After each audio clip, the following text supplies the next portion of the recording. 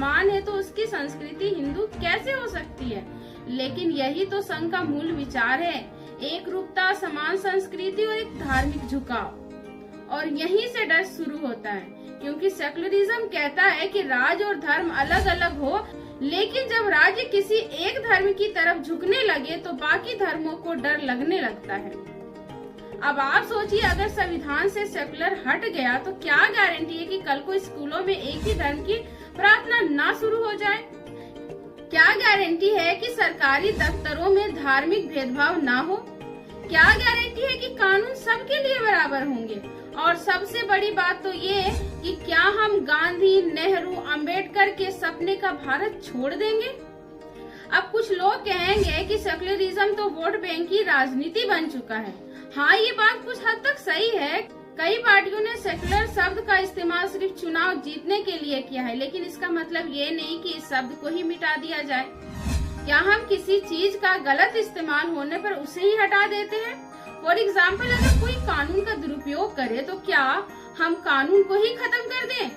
नहीं ना, तो फिर सेकुलर शब्द को क्यों हटाएं? अब आइए एक और बात करते हैं, क्या आरएसएस भारत का चेहरा बदल रहा है? देखिए, इसमें कोई शक नहीं है कि आप संघ की विचारधारा सत्ता के बहुत करीब है। कई मंत्री, मुख्यमंत्री और बड़े अफसर सीधे या परोक्ष रूप से संघ से जुड़े हुए हैं। पाठ्यक्रम बदले जा रहे हैं, इतिहास को नए नजरिए से लिखा जा रहा है, संस्थानों में संघ विचारधारा के लोग बैठाए जा रहे हैं, यानी धीरे धीरे भारत की आत्मा को एक नया रूप देने की कोशिश चल रही है।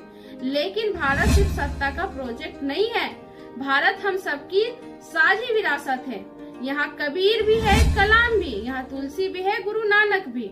अगर हम संविधान से सेकुलर शब्द हटा भी दें तो क्या हमारे दिलों में वो भावनाएं हट जाएगी?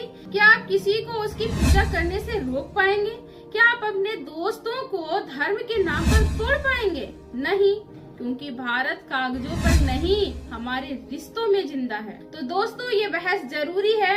हमें ये सवाल पूछना चाहिए कि सेकुलर शब्द पर हमला क्यों हो रहा है। हमें संविधान को सिर्फ एक किताब की तरह नहीं, बल्कि एक जिम्मेदारी की तरह देखना होगा। और याद रखिए, संविधान बचाने की जिम्मेदारी सिर्फ कोर्ट या सांसद की नहीं है, बल्कि हम सबकी है। आपकी, मेरी, हर उस इंसान की जो आजादी से सांस लेना चाहता है। तो चलिए आज एक काम करते हैं, अपने किसी दोस्त से इस विषय पर बात कीजिए, बहस कीजिए, सवाल पूछिए और सोचिए, क्या भारत बिना सेकुलरिज्म के भारत रहेगा? और अगर जवाब नहीं है तो फिर इस लड़ाई में आपकी भी हिस्सेदारी है। आपका बहुत बहुत धन्यवाद। मैं निखत परवीन फिर से मिलूंगी नए वीडियो के साथ, तब तक के